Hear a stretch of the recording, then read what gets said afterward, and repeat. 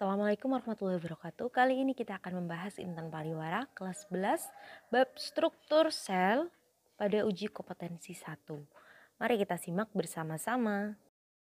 Nomor 1, ilmuwan yang pertama kali mengemukakan tentang sel setelah melakukan pengamatan terhadap sayatan melintang gabus quersuber menggunakan mikroskop adalah, jadi ini ilmuwan yang pertama kali ya, kata kuncinya adalah mengamati sayatan gabus. Nah, kalau mengamati sayatan gabus itu adalah Robert Hooke ya.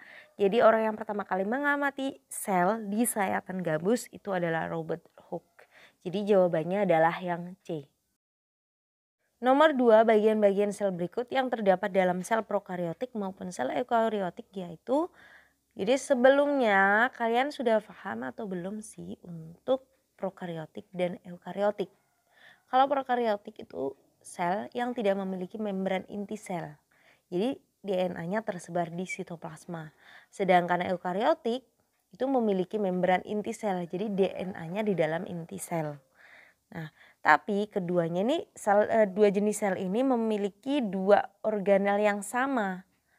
Meskipun karakteristik utamanya berbeda. Contohnya membran plasma. Membran plasma ya, bukan membran inti. Keduanya itu punya membran plasma. Kemudian punya dinding sel dan juga punya sitoplasma. Jadi di sini jawabannya adalah yang C. Nomor 3, perhatikan gambar berikut. Protein perifer dan protein integral secara berturut-turut ditunjukkan oleh angka. Jadi ini gambar dari membran sel. Untuk gambar nomor 1, bagian nomor 1 itu adalah protein perifer. Jadi dia ada di permukaan.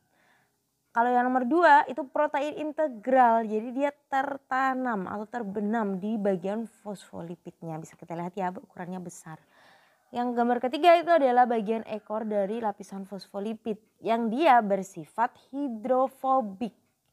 Nomor 4, glikolipid, ya rantai karbohidrat yang berikatan dengan lipid, makanya namanya glikolipid. Yang kelima adalah glikoprotein, jadi gabungan antara glukosa dan juga protein atau karbohidrat dan juga protein. Nah, maka di sini jawabannya adalah yang A, nomor 1 dan juga nomor 2. Nomor 4, perhatikan gambar berikut. Bagian yang ditunjukkan oleh huruf P hanya terdapat pada sel eukariotik. Nama organel tersebut beserta fungsinya adalah, jadi untuk gambar P ini adalah gambar dari mitokondria ya. P itu organel mitokondria. Fungsinya adalah tempat berlangsungnya respirasi seluler yang fungsinya untuk menghasilkan energi. Jadi respirasi seluler itu untuk menghasilkan energi. Maka di sini jawabannya adalah yang A.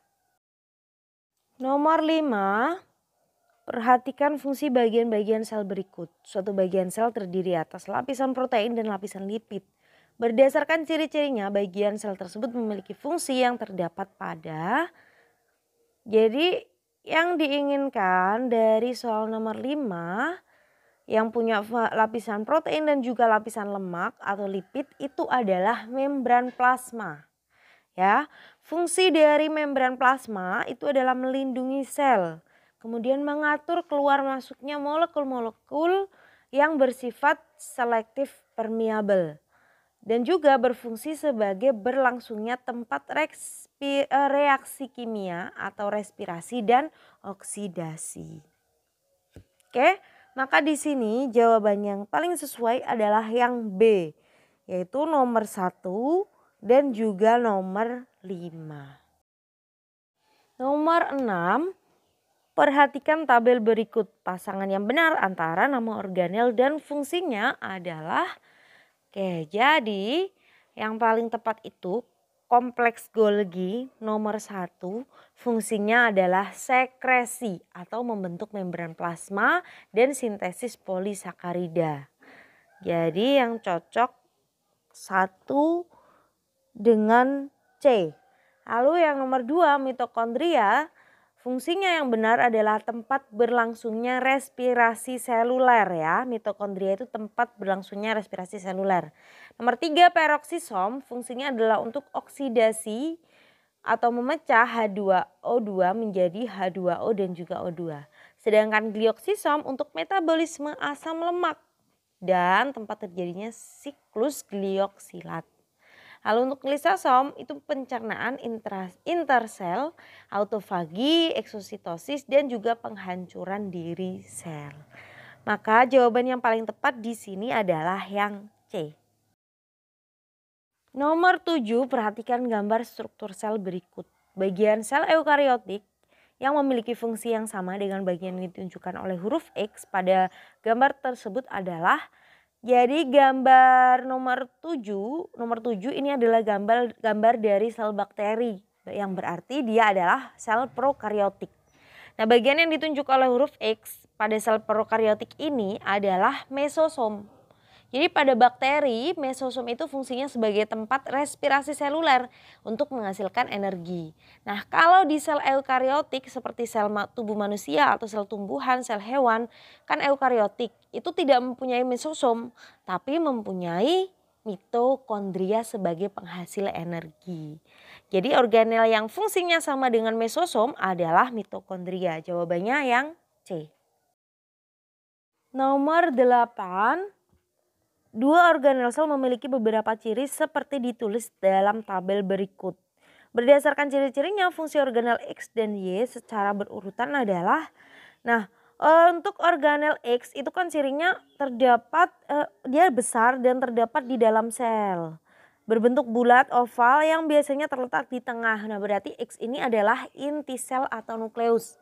Sedangkan yang Y terdiri atas unit besar dan unit kecil. Ada yang tersebar bebas, ada juga yang di retikulum endoplasma. Nah, kalau ada di RE, nempel di RE berarti ini adalah ribosom ya. Jadi X itu nukleus, Y ribosom. Fungsinya yang ditanyakan adalah fungsinya masing-masing.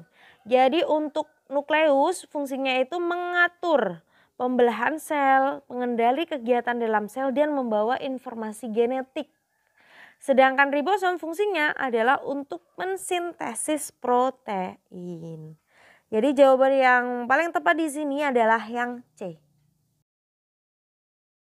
Nomor 9, pengelompokan jenis-jenis senyawa organik dan anorganik penyusun sel yang benar adalah, jadi untuk senyawa organik itu contohnya adalah karbohidrat, lemak, dan juga protein. Kalau Mimin dulu hafalannya, pokoknya kalau senyawa organik itu isinya di dalamnya adalah unsur C, H, O, dan N. Sedangkan senyawa anorganik itu contohnya adalah air, garam mineral, dan juga gas. Jadi di sini jawaban yang paling tepat adalah yang B. Terakhir nomor 10, pada metamorfosis katak berudu memiliki ekor. Namun seiring perkembangan tubuhnya, ekor tersebut akan menghilang sehingga katak dewasa tidak memiliki ekor lagi.